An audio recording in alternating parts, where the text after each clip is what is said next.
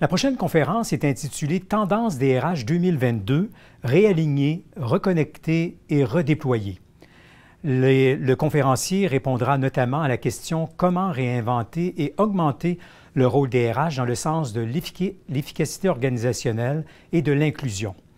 Pour animer cette conférence, je vous présente Flora Brousse, chef de projet et de produits marketing chez Cégide, et Jean-Baptiste Audrery, vice-président service conseil chez Horizon RH. Madame, monsieur, c'est à votre tour. Merci beaucoup pour la présentation. On est très contents, Jean-Baptiste et moi, de venir aujourd'hui à cet événement pour vous présenter un peu les tendances qu'on a eu le plaisir d'identifier avec notre base client, nous, chez Cégide, et de vous les présenter, ainsi de vous décortiquer avec vous comment les mettre en bonne pratique chez vous. Donc voilà, je suis très impatiente de parler avec Jean-Baptiste sur ce sujet. Donc, on va commencer tout de suite notre présentation. Voilà, je prends en main. Donc, comme l'a présenté Jean-Baptiste, est vice-président conseil aux entreprises. Il est analyste et spécialisé dans les technologies RH, transformation RH et gestion des talents. Et il va pouvoir nous partager avec nous toute son expertise et tout son retour d'expérience sur ces sujets qu'on va aborder aujourd'hui. Donc, nous, aujourd'hui, on va tenter de décortiquer les tendances RH en prenant trois grandes lignes directrices pour appuyer votre stratégie RH cette année, donc qui est réaligner, reconnecter et redéployer. Le en fait, c'est un préfixe latin utilisé dans le sens de la répétition ou pour indiquer le retour ou encore un mouvement vers l'arrière. On sait que la machine à remonter le temps, elle n'existe pas encore, mais il est néanmoins temps de regarder en arrière pour aller de l'avant. Je vais m'expliquer, hein, je vous rassure. Bien sûr, il n'est pas possible de réinitialiser le temps et d'oublier les 2 dernières années. En revanche, il est indispensable de reconstruire ces processus RH sur des bases solides. Et pour autant, cela ne veut pas dire ignorer ce qui s'est passé en 2020 et 2021, mais bien de tenir compte pour éclairer vos décisions sur ce qu'il faut désormais concevoir et appliquer de manière différente. Donc, nos 3 tendances RH pour 2022, elles représentent les bases solides. On a vraiment travaillé avec notre base client, on a interrogé un peu tout type d'entreprise et on va vous partager avec vous comment bâtir votre stratégie RH dans l'année à venir. Et si on sait que les incertitudes encore demeurent sur certains points, ces 3 tendances sont sûres et vont vous permettre de bâtir votre stratégie et des pratiques RH au sein d'une organisation résiliente. Donc, je vous prie, on va commencer tout de suite avec le premier thème qui est réaligner. Donc, comment réaligner sa stratégie RH 2022 avec les objectifs? Tout d'abord, en redonnant du sens au travail. Alors, j'ai entendu les conférences de nos collègues qui viennent de passer. Je pense que ça va aussi résonner un peu avec ce qui a été dit précédemment durant cette début de matinée. Redonner du sens au travail du collaborateur. On sait que les conséquences de la grande démission et de l'arrivée massive de la génération Z sur le marché du travail invitent à redonner un sens concret au travail. Les organisations, elles se doivent d'accompagner leurs collaborateurs en transmettant leurs valeurs et leurs visions et leur culture d'entreprise. Donc, comment redonner du sens au travail? Vraiment en apportant un alignement continu. Donc, aligner les objectifs de votre organisation avec ceux des objectifs de votre équipe et de vos collaborateurs. Donc, Jean-Baptiste, je pense qu'il va vous expliquer un peu plus dans un deuxième temps, mais c'est vraiment de favoriser une culture du feedback, de la discussion, découvrez les motivations de vos collaborateurs et construisez des équipes performantes et collaboratives. Il faut engager vos collaborateurs sur le pourquoi de votre entreprise. Donc, demandez régulièrement des retours à vos collaborateurs, des feedbacks autour de l'alignement de leur mission, de l'inclusivité, du confort au travail. Mettez aussi l'accent sur la culture d'entreprise, avec des équipes dispersées et souvent virtuelles. Vérifiez que les modes de travail sont toujours les bons et appropriés et que l'adhésion de vos équipes et à votre vision, elle est toujours présente. Et introduisez de nouveaux modes de management. En 2022, le coaching et le leadership partagé vont remplacer petit à petit les formes de management plus hiérarchisées. C'est ce qu'on a beaucoup vu, surtout en ce début d'année, chez nos clients. Et dans un second temps, pour favoriser justement ce réalignement de vos équipes, on vous invite à travailler vraiment la data, la donnée. On sait historiquement que les RH, les équipes RH, elles ont en leur possession une mine d'or de données sur les collaborateurs. Et le challenge, ça a toujours été, et ça va le rester en 2022, de les utiliser efficacement afin d'améliorer les prises de décision et la qualité des processus RH mis en place dans votre organisation. Donc, pour améliorer l'expérience collaborateur, mon conseil en utilisant les données, c'est de croiser les données des différents processus pour comprendre réellement les attentes de vos équipes. Nos collègues de la précédente intervention parlaient justement que ce lien, de cette évaluation de la performance, souvent elle se faisait une fois, voire 2 fois par an. Là, c'est vraiment l'idée d'engager une conversation continue. De même, il faut investir dans la formation pour vos équipes RH. On ne leur demande pas d'être des data scientists, mais elles n'ont pas besoin d'un niveau d'expertise élevé sur la gestion des données, mais tout de même, il semble pertinent d'avoir des notions et des connaissances sur le sujet de la gestion des données. Donc, n'hésitez pas, vous, en interne, à identifier ponctuellement quelques profils qui seraient intéressés pour suivre des formations et devenir alors des référents de la gestion de la donnée. Donc, rendez la donnée aussi et son traitement accessible à tous. C'est aussi un sujet qu'on a vu qui était très challenging chez nos clients.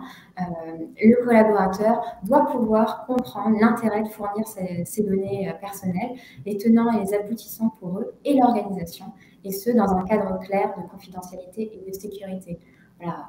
On sait que la gestion des données, ça passe aussi par la confidentialité. Il faut rassurer sur le partage des données et comment on va les utiliser.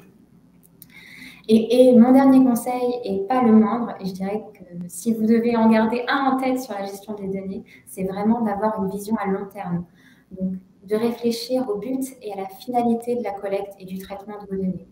Et je pense que c'est vraiment le seul moyen d'aligner vos décisions avec la stratégie d'entreprise.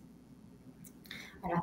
Et pour illustrer un peu de manière vraiment pratique cette notion du réalignement, je voulais avec Jean-Baptiste, vous présenter un peu notre fonctionnalité dans gestion continue de l'alignement des objectifs. En fait, l'idée, c'est de promouvoir les objectifs stratégiques de l'entreprise à travers une page toute simple et de la mettre aux dispositions de tous les collaborateurs ou alors d'un groupe spécifique de collaborateurs pour partager avec eux l'objectif stratégique de l'entreprise pour l'année ou pour les années qui arrivent. Et c'est vraiment très engageant parce que, en fin de compte, au lieu d'avoir un mail une fois par an pour avoir un rappel de ces objectifs stratégiques, là, les collaborateurs pourront retrouver ces objectifs stratégiques directement dans l'outil et rattacher leurs objectifs individuels à ces objectifs stratégiques. Donc, il y a vraiment un système qui va engager le collaborateur pour nous permettre de vraiment s'aligner sur les objectifs stratégiques de l'entreprise. Et tu l'as dit, Flora, effectivement, les entreprises, en fait, ont besoin de reconnecter, mais de réaligner surtout au début, puisque on a vécu des changements sans précédent, avec un rythme très soutenu, en fait, de changements. Alors, à la fois, bien évidemment, au niveau de la charge de travail, hein, il y avait beaucoup de variations dans la charge de travail, mais plus largement, stratégiquement, les organisations, elles connaissent aujourd'hui de multiples virages. Elles vivent de multiples changements. Alors, le virage numérique, le virage digital, bien évidemment, et du commerce en ligne, la rupture de la chaîne d'approvisionnement, les départs qui se sont multipliés. Donc, on a besoin de s'organiser et de se reconnecter autour de on s'en va où comme organisation. Dans ce chaos, dans ces changements multiples, on s'en va où? Et très souvent, les organisations vont prendre une journée et demie, 2 journées ou même un mois pour mûrir un plan stratégique, se donner un cap et ensuite, c'est communiqué aux employés au travers des gestionnaires et puis souvent ça se perd. Et je dis des fois, ben, c'est pas grave, parce que de toute façon, j'y croyais moyennement, donc ça nous arrange. Ou des fois, tout simplement, comme employé, on se dit, mais elle est où la consistance? Elle est où la cohérence? Et il y a vraie demande de cohérence. Alors, ça ne dit rien de la qualité de vos objectifs, parce qu'il faut des objectifs qui sont évidemment porteurs, parlants, voire même dans certains cas, on entend qu'il faut que ce soit des objectifs inspirants, des objectifs qui ont aussi, dans certains cas, une responsabilité sociale.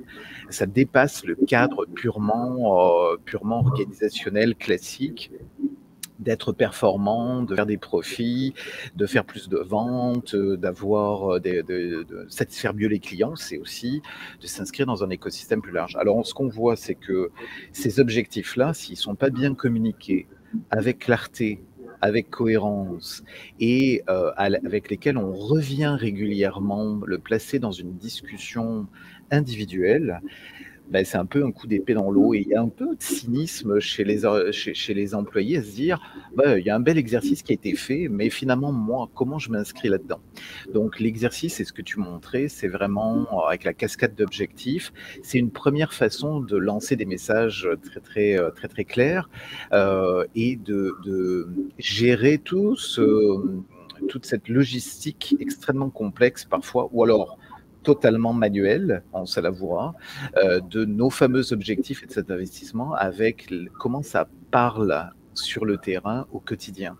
Et c'est ce fil-là qu'il faut réussir à traduire, à amener pour que cette fameuse cohérence soit ressentie, pour qu'on se dise, bon, moi, quel est mon rôle? Quelle est ma contribution? Et quand on peut se rattacher à ces objectifs-là, et je le répète, des objectifs qui vont être parlants, inspirants et clairs, à ce moment-là, on peut aller chercher une meilleure adhésion, mais aussi on peut aller travailler cette notion de contribution. Comment toi, individu, tu peux t'inscrire là-dedans? Comment tu peux participer? Et là, c'est là où on peut avoir une conversation intéressante avec tes forces, avec la façon dont tu travailles, avec ton rôle, avec ton potentiel. Donc, vous voyez que tout ce qu'on est en train finalement de clarifier, c'est l'organisationnel et l'individuel. Et ça, ça amène je dirais un démultiplicateur, un effet démultiplicateur que l'on doit absolument travailler comme responsable RH, responsable développement organisationnel. Et c'est là où l'outil devient très intéressant. Et dans le marché, on le voit, le besoin est là. Les organisations demandent ce type d'intervention et d'activité. Merci beaucoup Jean-Baptiste pour tes précisions. On va enchaîner directement sur le deuxième sujet de notre présentation qui est reconnecter. Donc, derrière ce mot reconnecter, en fait, quelles sont les tendances qui se cachent derrière ce mot reconnecter? C'est redonner un souffle humain au travail. C'est comme ça qu'on voudrait l'aborder chez Cégide. Donc, on sait qu'on a traversé une longue période où la connexion au travail, elle a été redéfinie. Que signifie le travail en équipe alors qu'on n'est pas assis ensemble au bureau 8 heures par jour? À quoi ressemble la collaboration dans ces conditions et comment favoriser l'aspect social du travail? Donc, nous, en fait, on voulait aborder ce thème-là avec le thème de la diversité, l'équité et l'inclusion. On sait que la crise sanitaire, elle a accentué la question de l'égalité au sein des entreprises. La charge mentale, par exemple, exercée principalement sur les femmes, lesquelles devaient à la fois gérer leur activité professionnelle et le personnel, a été décuplée pendant le confinement de 2020 et 2021. Les enfants ont aujourd'hui repris le chemin de l'école, mais les entreprises, elles ont tout intérêt à s'enquérir du poids qui pèse sur les épaules de certains de leurs collaborateurs. Et donc, elles font beaucoup plus attention aujourd'hui. Donc ça, c'est quelque chose, c'est une tendance qui est vraiment partout. Et en parallèle, avec l'arrivée de la génération Z sur le marché du travail, cette génération, elle est vectrice d'un besoin de solutions pour l'inclusion des minorités et le respect des différences à l'intérieur de l'entreprise. On a vu que cette génération, en fait, elle est demandeuse de vraiment, elle a besoin de sens et elle a besoin que l'entreprise pour laquelle elle travaille, elle soit vraiment en accord avec les valeurs qu'elle partage. Et il y a une étude de McKinsey qui montre, de l'année dernière, qui montre que les entreprises qui présentent des actions concrètes en matière de diversité et d'inclusion, ces entreprises-là, elles sont plus susceptibles d'être plus rentables que les autres. Donc, en fait, quels sont les axes à mettre en place pour une entreprise plus inclusive? Tout d'abord, pour améliorer sa culture d'entreprise et combler les attentes des nouvelles générations, il est vraiment important d'investir en interne dans la formation, la montée en compétences, l'immobilité et le service. De nombreuses entreprises s'engagent véritablement, on l'a vu l'année dernière et 2020, sur des programmes en dehors de l'organisation. Par exemple, c'est ce qu'a fait Visa avec la Visa Black Scholar. C'est un dispositif qui vient en aide aux jeunes Afro-Américains et pour cela, elle subventionne leur entrée en études supérieures à hauteur de 20 000 $ par an. En France, on a un peu cela avec la marque de prêt-à-porter et chaussures Aigle qui favorise le mentorat entre femmes pour apporter des modèles et encourager leur évolution au sein de l'organisation. Et en fait, c'est un système qui marche tellement bien que des hommes aussi se font accompagner par des femmes et mentorés pour rentrer en fait dans ce système-là. Et on se rend compte que toutes ces initiatives, eh bien, ça permet une cohésion sociale et au-delà du fait d'être au bureau 8 heures par jour, en fin de compte, c'est des initiatives comme ça qui vont rassembler les équipes et permettre une meilleure collaboration. Donc, les deux exemples que je viens de citer, elles s'inscrivent dans l'enjeu d'améliorer la marque employeur au moment du recrutement, mais vraiment aussi après.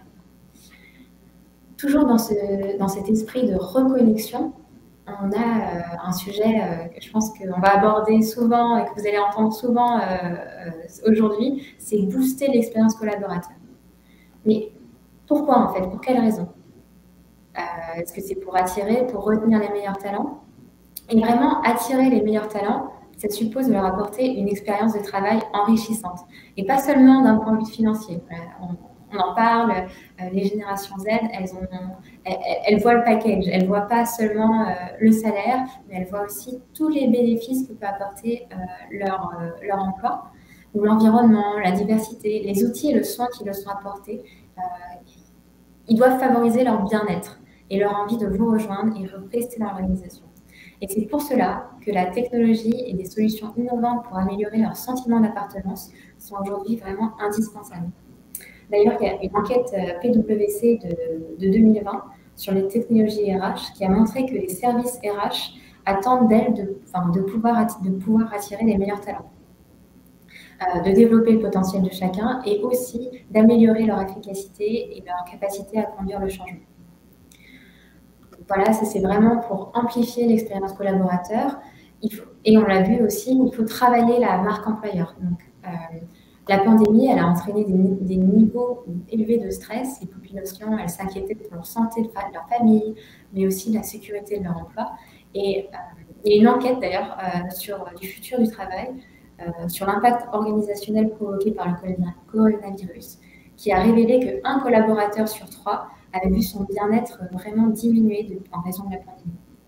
Et pour les RH, pour les services RH, les craintes générées depuis la crise, ils invitent à créer des programmes d'aide et d'accompagnement aux collaborateurs et qui vont mettre l'accent sur la santé physique et mentale.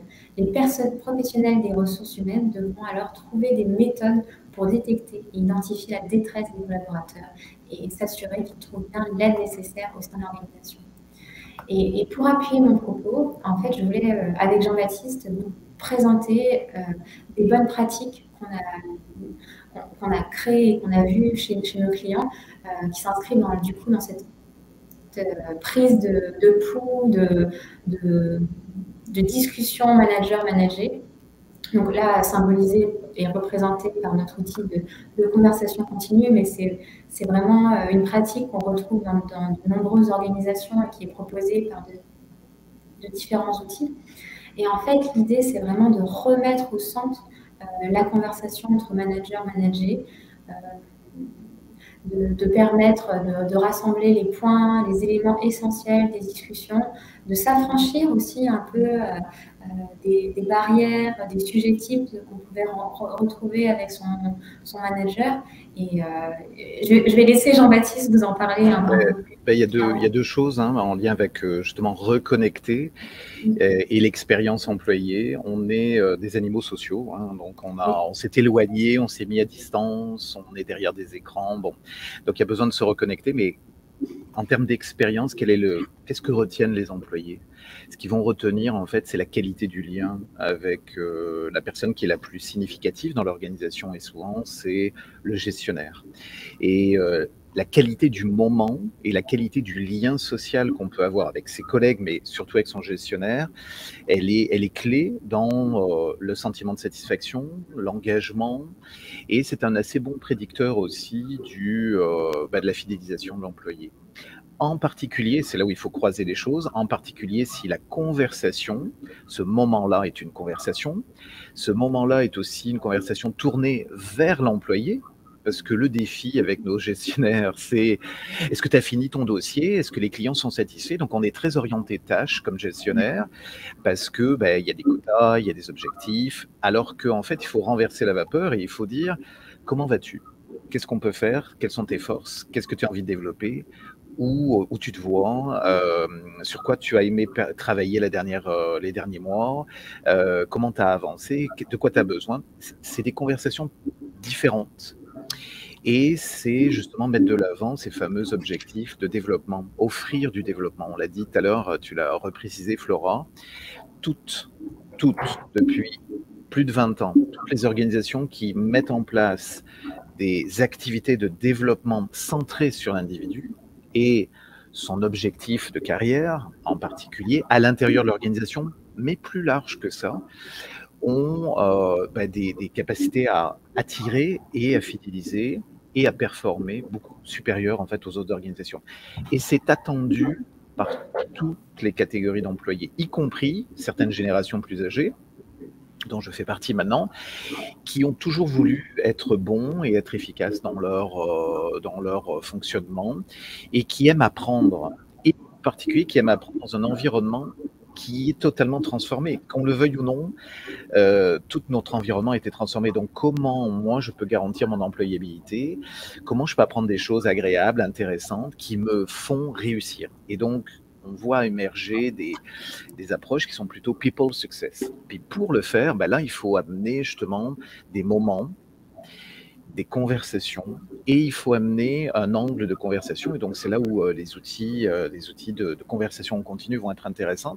On va évaluer une performance à un moment donné, mais tout le reste du temps, c'est comment je peux t'aider à réussir? Comment je peux t'aider à être toi-même? Vous voyez? Donc, diversité, trouver sa place, reprendre sa place. Il y a tout un tas de choses qui peuvent se passer dans cette dynamique-là. Ça ne dit pas, parce qu'on a l'outil, ça ne dit pas que votre culture pour vos gestionnaires va permettre d'amener ce genre de conversation-là et d'écoute-là. Mais quand on a l'outil, ça facilite cet élément-là. Alors, il faut continuer à travailler comment nos gestionnaires peuvent utiliser l'outil, donner du feedback, avoir de la reconnaissance, avoir de l'écoute, se centrer sur l'individu. Mais avec l'outil, là, ça nous permet vraiment d'ouvrir les portes, de travailler et de concrétiser pour les employés, de dire, regardez, c'est là, c'est une responsabilité partagée, et oui, on va pouvoir échanger ensemble sur tes objectifs et ton succès. Alors, c'est tout un changement de philosophie, et les outils le permettent à n'importe quel moment, parce qu'aussi, on le sait, je ne l'ai pas mentionné, ça va vite, et on est dans des organisations plus agiles, plus adaptables. On se donne un objectif, mais on peut le réviser 2 fois. Puis c'est pas grave, puis on va se reprendre, puis il y a eu d'autres urgences, puis il y a eu d'autres priorités. L'important, c'est comment tu te sens là-dedans, puis est-ce qu'on progresse ensemble, puis est-ce qu'on doit ajuster les choses, est-ce qu'on doit gérer ta charge de travail, est-ce que tu auras besoin de plus de congés. Donc c'est toutes ces discussions-là, si on les a pas, on perd quelqu'un. Vous allez perdre quelqu'un. Donc c'est urgent en fait de mettre en place ce genre de choses et d'appuyer vos gestionnaires à dégager du temps pour avoir ce genre de conversation.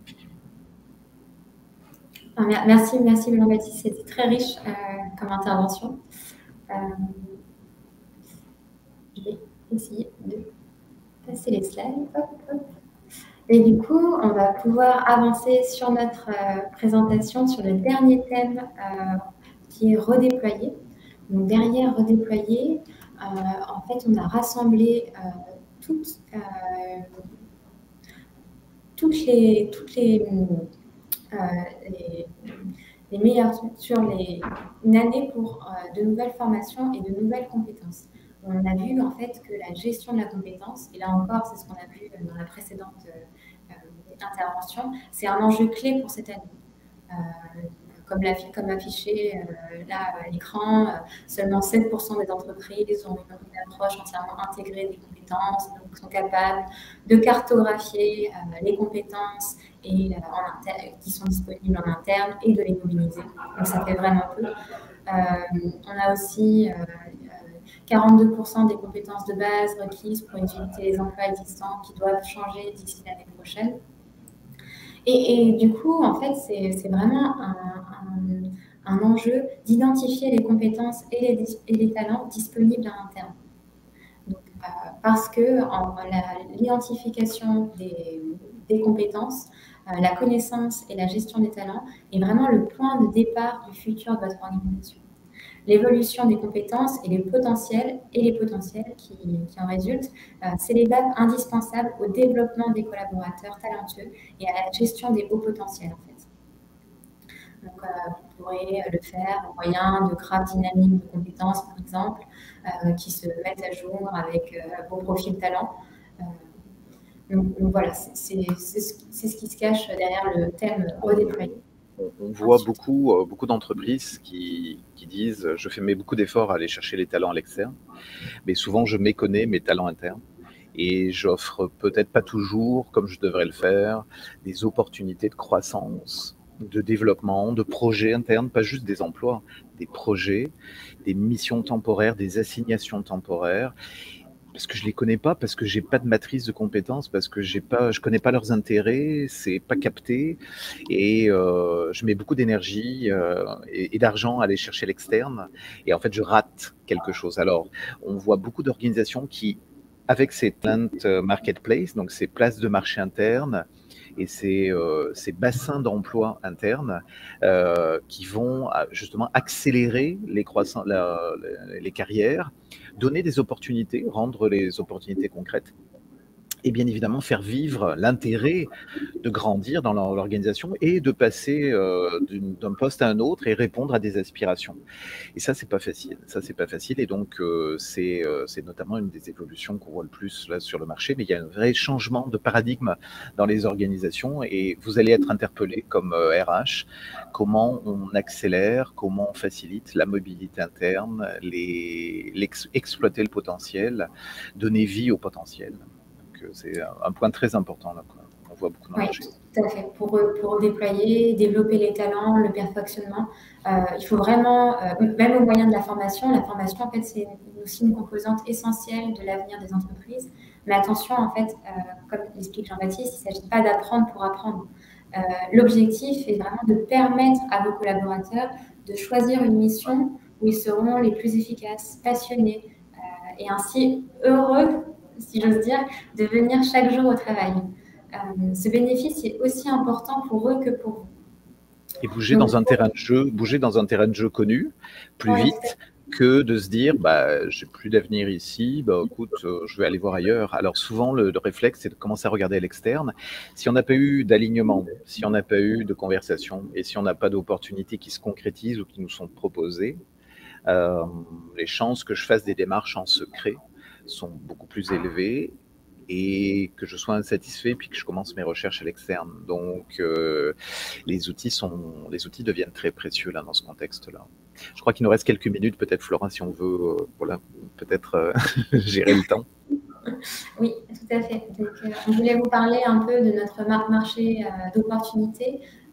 Donc ça, là encore, c'est vraiment un outil qu'on a développé en co-création avec des clients plus ou moins grands, comme Orange, qui est un opérateur télécom. Opérateur télécom, merci Jean-Baptiste. Ou Lacoste, qui est aussi connu dans le retail.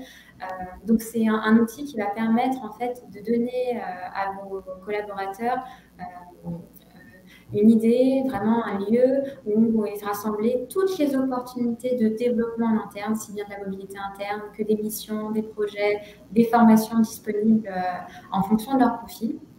Donc en fait, ils auront deux moyens réellement de se développer, vraiment proactivement en faisant du coup des recherches sur cette place de marché. ou alors, grâce à de l'intelligence artificielle embarquée, des opportunités qui vont leur être remontées au vu de leur profil, au vu de leurs compétences, et qui vont du coup créer une sorte de carrière, de plan de carrière pour le collaborateur au sein même de votre organisation. Et du coup, de lui permettre de s'engager et de se projeter aussi dans votre organisation afin de retenir les talents. Voilà. Et c'est parfait, le thème c'est redéployer, donc redéployer vos ressources. Vous êtes en changement, en transformation, vous avez des talents, il y a du potentiel, il faut les exploiter, il faut leur donner vie. Puis souvent c'est dans cette petite gesticulation-là qu'il faut pouvoir, et donc là les outils démultiplient votre capacité d'offrir en interne de l'évolution avec des perspectives de carrière plus intéressantes, plus actives. Donc la rétention est augmentée, puis également vos coûts d'acquisition de talents vont baisser techniquement, et puis vous allez avoir aussi un transfert de connaissances, une hybridation des compétences à l'interne qui fait que votre culture se densifie en fait. Alors c'est un outil qui a plusieurs aspects très récents, c'est des types d'outils qui ont un peu moins de 5 ans et qui sont en très très forte croissance dans les entreprises qui ont des enjeux de développement de carrière. Tout à fait. Notre intervention va arriver à sa fin. On a un peu pris le temps. Je sais que Jean-Baptiste et moi, vous parlons beaucoup. On espère qu'on vous a retenu, on a réussi à retenir votre attention jusqu'au bout. Donc, juste pour conclure, un petit mot de la fin. En fait, ce que je voulais vous expliquer aujourd'hui, c'est pas vraiment de réinventer votre rôle de RH en organisation, mais plutôt de l'intensifier. En fait, profiter de la situation qu'on a connue ces 2 dernières années, là où il y a eu vraiment un coup de projecteur sur le service RH pour accroître en fait votre rôle de RH au sein de l'entreprise. Alors bien sûr, aujourd'hui, on vous a présenté quelques tendances, quelques pistes pour permettre un peu de réaligner et de construire votre stratégie RH. Je pense que vous ne nous avez pas attendu pour cela. Mais bien sûr, la technologie, en fait, elle s'offre à vous aujourd'hui. Donc, des outils comme CJ Talentsoft, en fait, vont vous permettre d'être plus agile et d'améliorer, en fait, le bien-être, la mobilité interne, la gestion aussi des compétences, et ainsi de garantir et de vous appuyer sur nous aussi pour garantir la mise en place de bonnes pratiques au sein de votre organisation pour la croissance et l'innovation de vos processus RH. Voilà.